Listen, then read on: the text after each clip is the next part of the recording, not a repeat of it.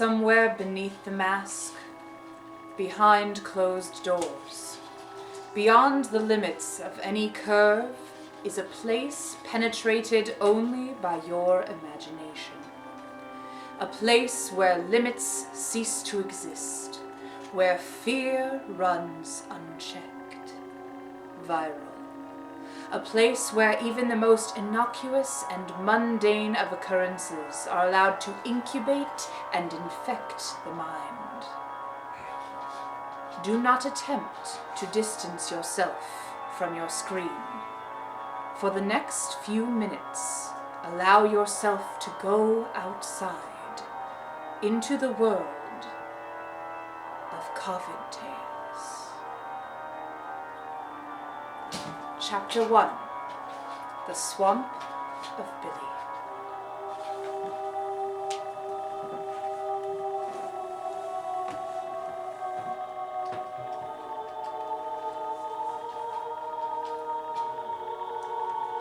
In the weeks initially following the outbreak, the people grasped and clutched for any sense of normalcy. Alas, there was little to be had, as movie houses and eateries, public houses and shopping centers had all been shuttered. Perhaps in some attempts to keep the discontented masses at bay, the governor both encouraged the people to stay inside and to go outside, contradictory though it may have seemed. But alas, the outdoors proved the opiate of the masses in those weeks. For whilst many attempted to go on nature hikes and experience Mother Earth's long-forgotten bounty, the battle for practical necessities was only just beginning.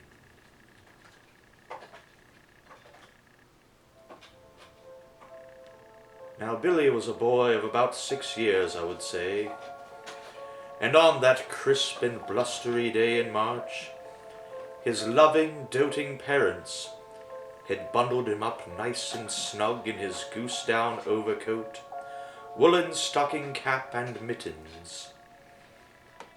Indeed, they had always taken the utmost care for the boy's warmth and comfort, and though it had become a fearful world he now lived in, his parents felt it their duty to shield him from it in any way they could. For the cares of the frigid and fierce world could not touch their dear Billy, they hoped. His youth and innocence would in fact had to see him through the dark days that were upon them. To that end, Billy's parents, his loving mother Martha, and his doting father Gregory, had diligently stocked up on wipes and sanitizer, their first line of defense to the viral onslaught they feared. Alas, even by then their rations were running short, and with wipes and sanitizer in dwindling supply, pulling them out in public was down to attract the attention of insatiable interlopers. I will pause here a moment to remind our listeners of a grave yet undeniable truth. Though your humble narrator wishes so badly to hope for and believe better, make no mistake, it is always, always the innocent who suffer.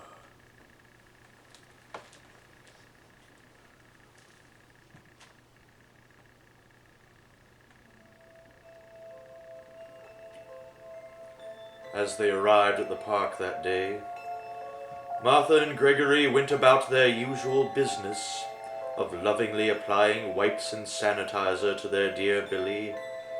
Hands and face, face and hands, a procedure they become all too focused and intent upon.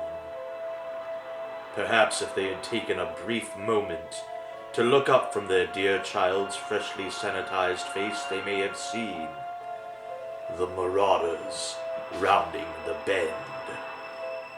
They came as though out of the trees themselves, Again, though, even as they saw them, Martha and Gregory remained determined to shield dear Billy from the inevitable ugliness that was to ensue.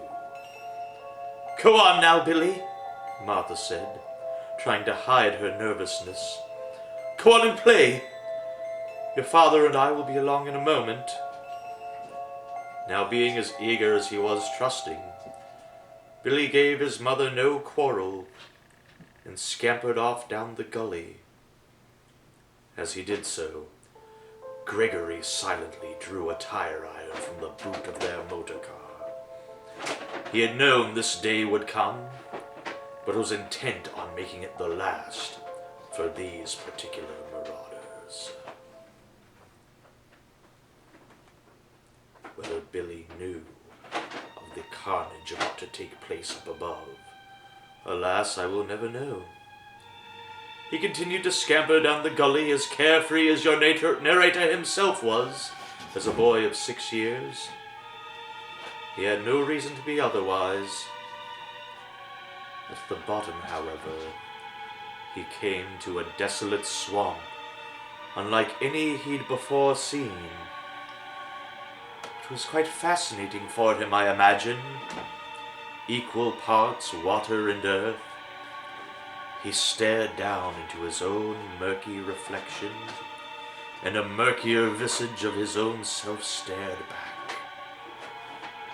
So enthralled was he that he couldn't help but remove one of his mittens to reach out and touch it. Meanwhile, up above, his mother and father knew no such fascination, but were fighting for their very survival. It was 4 marauders against the 2 of them. Gregory had stunned one with the tire iron, and Martha had incapacitated another with the last of a pepper spray from her purse. But the other 2 kept coming. A sudden cry from down the gully distracted Gregory, just long enough for one of the remaining marauders to knock the tire iron from his grasp. Thus it was down to a hand-to-hand match between 2 loving parents and those who wished to take their last bulwark against the coming pestilence. As they fought, more cries echoed from the gully, ultimately lost in the melee. Alas, I did warn you, dear listener, that the innocent would indeed suffer, and Billy's all too innocent fascination had sent him tumbling into the swamp. As tragic irony would have it, it was his father's intention before the dark times to teach him to swim that summer. Alas, not yet knowing how, Billy could merely thrash and kick frantically, all the while his overcoat becoming more waterlogged, weighing him down. He cried out for any reprieve to be had, but his cries echoed through the gully, only to fall on deaf ears as his parents continued to fight off the marauders above. It was only as Gregory drove a penknife into the eye of the last marauder, as he attempted to strangle Martha, that they heard the last of Billy's cries. A horrendous, gurgling yop coming from the swamp. They ran down the gully, hoping against hope they weren't too late. But they were winded from their struggle, and the terrain was rough. By the time they made it to the edge of the swamp, they were greeted by a tragic sight. Billy's woolen cap and mittens floated lazily atop the muck, with Billy himself nowhere to be found.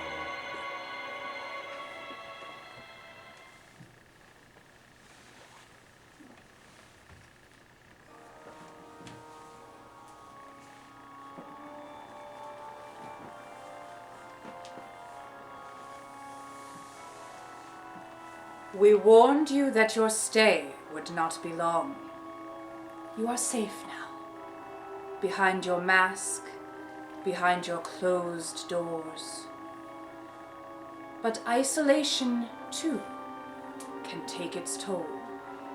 Soon, very soon, you'll feel that familiar itch, like a tickle in your brain, the urge to once again venture forth into the world of COVID tales.